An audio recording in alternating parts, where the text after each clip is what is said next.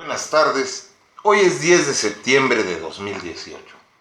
El Centro de Estudios Históricos, Jurídicos y Filosóficos, la MATI-MINE, presenta el análisis de la conquista de Tenochtitlán.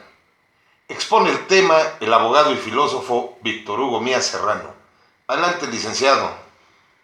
Gracias. Buenas tardes.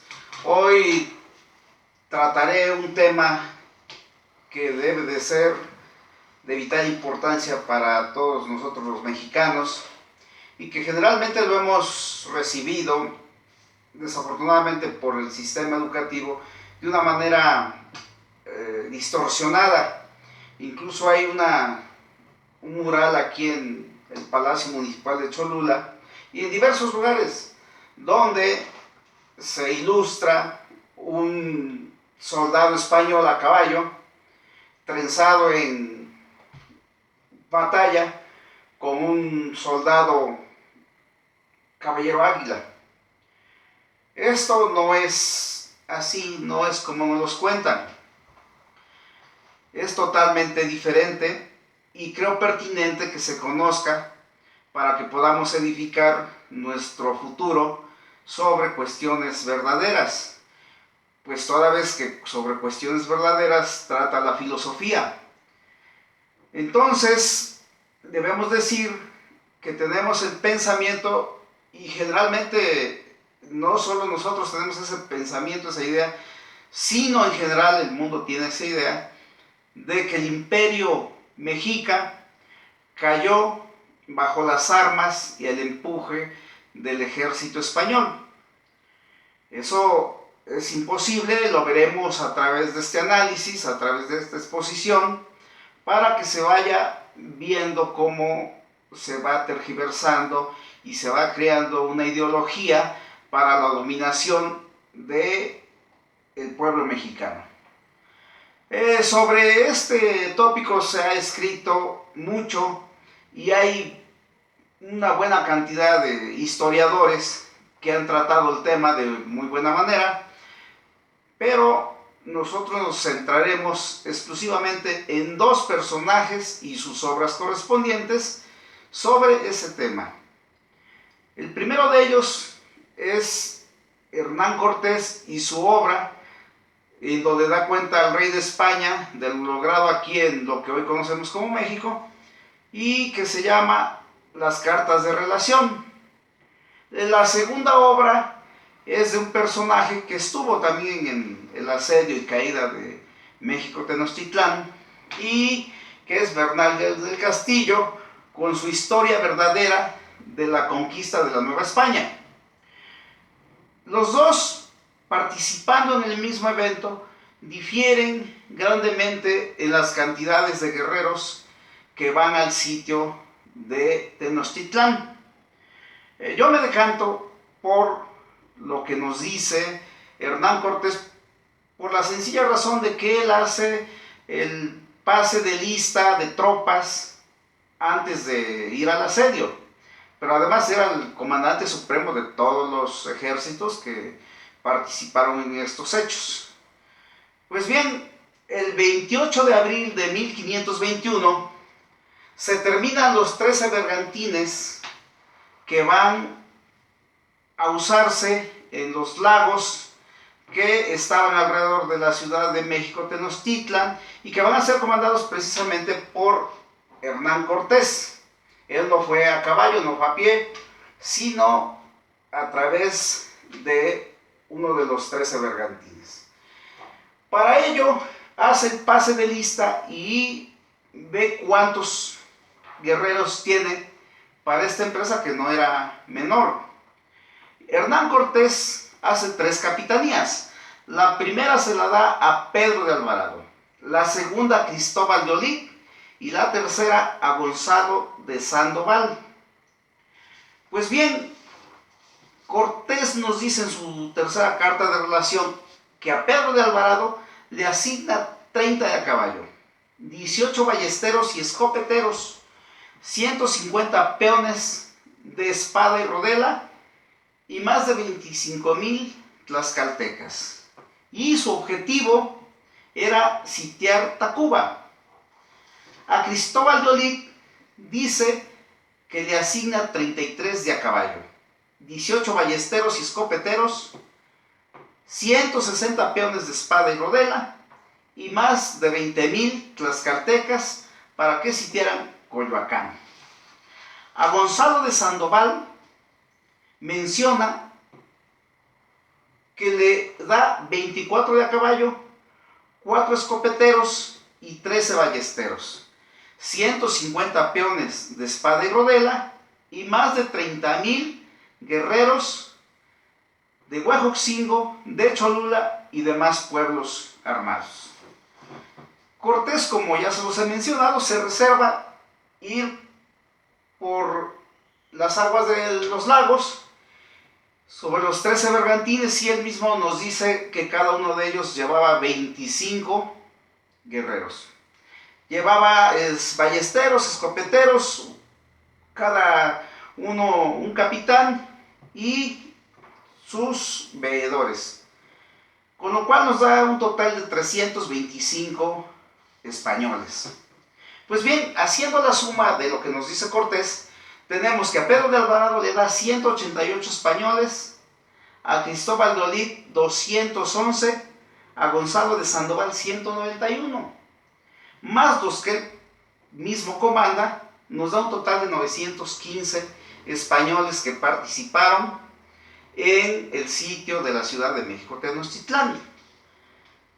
Dicho esto, pues resulta imposible que 915 españoles, por más bien armados que hubieran estado, hubieran logrado la captura, la rendición del corazón del Imperio Mexica. No olvidemos que estos mexicas, nuestros antepasados, pues tenían a los caballeros tigre, como los conocemos, y a los caballeros águila, que eran de altísimo rendimiento, que eran pues las fuerzas especiales, como hoy se conocen, y eran guerreros que no daban marcha atrás, que eran sumamente valerosos, nos los dicen historiadores de todo tipo. Y dicho esto, pues vemos que el mismo Cortés, al darnos las cantidades de tlaxcaltecas y de guerreros aliados, da una cantidad de 75,000 soldados, que es más creíble para semejante empresa. Por su parte, Bernal del Castillo nos dice que a Pedro de Alvarado le da 150 soldados de espada y rodela, 37 de a caballo, 18 escopeteros y ballesteros, más 8,000 tlaxcaltecas. A Cristóbal de Olid dice que le da Cortés 30 de a caballo, 175 soldados, 20 escopeteros y ballesteros, más otros 8,000 tlaxcaltecas, y cada uno de estos tenían el mismo fin de sitiar a los que ya había dispuesto Cortés. A Gonzalo de Sandoval dice que le da 24 de a caballo, 14 escopeteros y ballesteros, más 150 soldados de espada y rodela. Y su sitio, ni más ni menos, que es Iztapalapa, y le da además 8,000 de los guerreros aliados. Cortés efectivamente también aquí coincide con Bernal del Castillo, ambos coinciden en que son 13 bergantines y 300 soldados. Bien, de la suma de todos estos soldados ya nombrados, para Bernal del Castillo son 930 españoles. No trataremos estas cosas que desde mi punto de vista son mínimas, porque son 15 españoles en los que difieren entre Hernán Cortés y el propio Bernal del Castillo, pero si bien aquí hay una diferencia así ya muy sustancial, mientras que para Cortés son 75,000 guerreros aliados, para Bernal del Castillo son 24,000. Yo creo que en estas condiciones Cortés, siendo el que tiene el mando, tiene los datos más acertados. Y teniendo los datos más acertados y sabiendo que el Imperio Mexica era sumamente poderoso, uno puede colegir que es Hernán Cortés quien tiene la razón, porque además un día antes de que caiga la Ciudad de México Tenochtitlán, confiesa que hay saqueos por parte de los tlaxcaltecas y de los demás pueblos aliados y que se han ido sumando en contra de los mexicas, al punto de decir, en el saqueo nosotros no podríamos haberlos ya detenido porque éramos 900 españoles contra 150,000 guerreros naturales de lo que hoy llamamos México, que hicieron el saqueo más grande, la matanza más grande y el horror más grande en esa toma y caída de la Ciudad de México Tenochtitlán. Dicho lo anterior, uno puede colegir que la historia tal como nos las han hecho saber o tal como se ha instalado en el colectivo, no solo del pueblo mexicano, sino de los pueblos extranjeros, es erróneo, porque se piensa, y ya yo espero que con estos datos se sepa que no fue la caída de México Tenochtitlán producto del ejército español, sino producto de las propias contradicciones del Imperio Mexica, pero además no solo las contradicciones, recordemos que Moctezuma pues, prácticamente le había entregado el poder político a Cortés, había venido una persona de origen africana con Narváez, había traído la viruela, habían padecido esta enfermedad contra la cual no había remedio, las supersticiones del cometa, fueron víctimas también de su propio poder, al ser tan rigurosos con los pueblos conquistados, que estos, al ver la oportunidad, inmediatamente se aliaron en contra de los mexicas, se aliaron a favor de los españoles.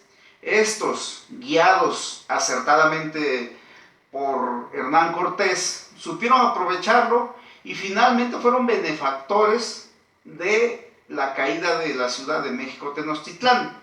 Ahora bien, de manera alguna estoy tratando de hacer mella o de hacer menos el valor de todos estos españoles que sin duda alguna la tenían. Están consignados los hechos por los cuales son reconocidos. La comandancia de Hernán Cortés fue muy acertada, además del valor, además de ser un buen estratega, de ser un soldado a prueba de todo. Se sabe que también era un excelente político.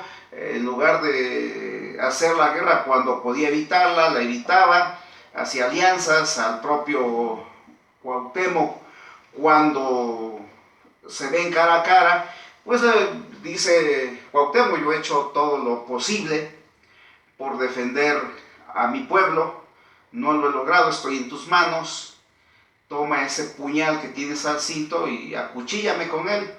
De manera muy inteligente, Hernán Cortés suaviza el momento, le da alientos, le da un trato excelente junto con todos los demás señores principales que acompañaban a Cuauhtémoc, lo reanima y hace que a través de la captura de estos señores principales caiga toda la ciudad y comience a partir entonces sí del 13 de agosto de 1521 pues el dominio gradual de los españoles y el derribo de templos, de casas, de todo lo que consiguieron los españoles, y la edificación ahora sí de la Ciudad de México con una visión ya totalmente española,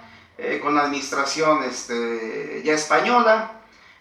Pronto vendrán ya quienes van a gobernar desde la visión española, Y con esto ya se termina el dominio del pueblo mexica sobre todo el territorio que habían conquistado de una manera fulminante en alrededor de 100 años, y se comienza a dar el sincretismo para dar paso a lo que ahora somos la nación mexicana. Pues bien, como resumen, yo quisiera, o mejor dicho, digo, que más que venir a conquistarnos a través de las armas, los españoles fueron benefactores sin hacer ningún demérito de la capacidad militar, del valor de los españoles, pero que con menos de 1000 españoles no hubieran logrado conquistar nunca a un imperio como lo fueron nuestros antepasados, los mexicas, o los propios tlaxcaltecas, o los michoacanos, que son dos de los pueblos que nunca pudieron conquistar los mexicas, y que a través de no haberlos podido conquistar, dieron paso para que esas contradicciones fueran aprovechadas por Hernán Cortés y los soldados que con él hicieron esta grande empresa, pero siendo los tlaxcaltecas realmente y los demás pueblos los realmente vencedores de el imperio mexica, si bien dirigidos acertadamente por Hernán Cortés. Gracias.